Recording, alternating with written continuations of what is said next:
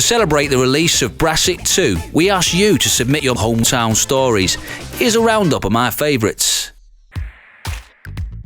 I have a foul-tempered neighbour, and after one too many rows, because you know when it's one too many, you just feel it, I decided to teach him a lesson. So I found a crow caller online. That, if you don't know, is a speaker that gives off a crow's distress call, attracting other crows to help. Cause little known fact about crows, but they've got each other's backs. And they always seem so in it for themselves, don't you think?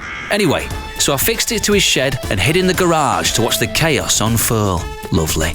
I was shocked, however, when 200 to 300 crows, a murder of crows, if you will, began landing on his roof, then swooping towards the shed to find the source of the noise. My neighbour had just seeded the lawn too. Oh, how wonderful. And so they attacked it in a huge feeding frenzy, tearing up massive patches of grass as they went. He was fuming, obviously, very foul of temper, you might say. He ran all over the place trying to find the source of the noise, like a mad old crow, and eventually located it, swearing at me over the fence, in my garage, and threatening to get me back. There was some collateral damage for me, unfortunately. The crows pooed all over my washing, but it was totally worth it to see him freaking out. And his lawn still hasn't recovered. It's all patchy, like a League One football pitch in February. Thank you, crows. Back in my hometown, there was a girl that used to fancy me when I was at primary school. She gave me my first ever Valentine's card, but I really didn't like her, so I took it to the toilet and... Oh, mate, come on, I'm not reading that. Next story. One time, the circus came to our town, and I heard about this group of lads who found their way into the performers' car park by pretending to be cleaners. Anyway, they were rooting around when they found an envelope with 2 sets of keys in and matched them to 2 of the trucks, eventually sparking up and driving them right out of the compound. They ended up at their mate's farm and decided they had nothing to lose in opening up the back of the trucks. The first one was filled with circus equipment, stage lights, generators, standard. When they opened up the second, they found themselves staring into the face of a lion, like an actual lion. They realised the police would be looking for the trucks, so they needed to get rid of them. They call their mate, the farmer, out to help build a walkway to a barn.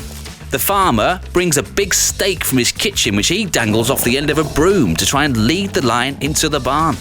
Panicking, though, they throw the stake into the barn, broom and all. The lion ambles slowly inside and they slam the door shut, leaving the farmer to deal with it. The lads went back to the farm the next day and the lion was gone. And no one knows where it went. Probably back to the circus, mate, no? A long time ago, an uncle of mine... an uncle story. These are never nice. An uncle of mine would frequent the local pub in my hometown. One evening, whilst having a pint, a stranger enters the pub. But this stranger was particularly noticeable as he was a little person. This unknown was keenly interested in the pub dog, who guards the pub during the night time. He hugged 1 pint the whole evening, not paying the other drinkers much mind, keeping all his attention on the pub dog. When time was called, he finally left, never to be seen again. The following night, the pub was broken into, the cigarette machine emptied, the cash in the till stolen, and the guard dog didn't make a sound. The landlord, of course, tells everyone that it had to be the little person, as he'd spent all night winning the guard dog over, whispering it or whatever with his eyes. To this day, people think it had to be that person. It was, in fact, my uncle. See, I told you, uncle stories are never good. So if you're watching, Mr. Landlord, it was an inside job and your prejudice can be wiped clean. Thanks for watching. Just goes to show small town antics can be stranger than fiction. What a naughty bunch.